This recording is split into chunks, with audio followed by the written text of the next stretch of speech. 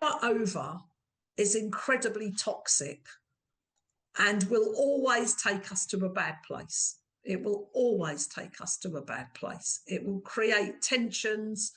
Even if we think we can suppress it, then that which we suppress will leak out of us.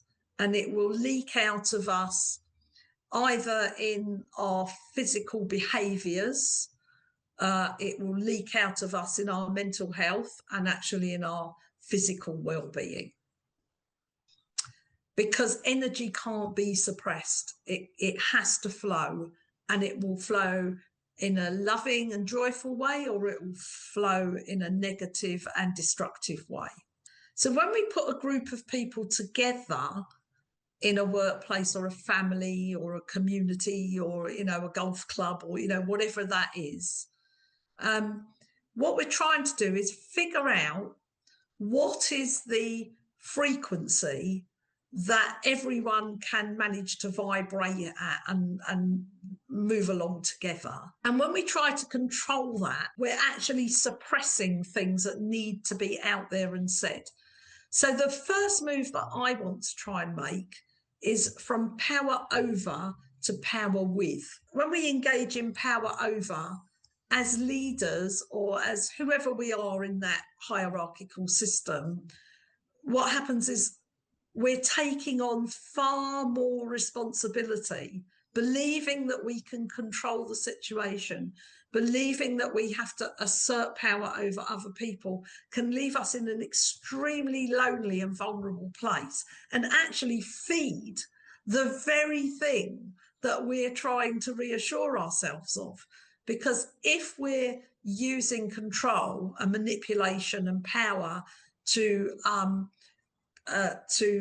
influence how the people around us exist and behave in our presence or in our community, then we never get to find out whether actually we can be loved for who we are. We never get to find out if actually there is trust in the world and whether we really are safe. So actually exerting power control using manipulation actually feeds the very thing we're trying to solve. And that for me is the irony of it. But when we move to power with, what we do is we allow trust, we allow safety, we allow mutuality and authenticity to arise within the group so that we can actually deal with the real issues that we are going to confront as humans. I am dark and light, you are dark and light. We shine a light in the shadows so that the shadows aren't manifesting themselves through toxic and dysfunctional behaviours.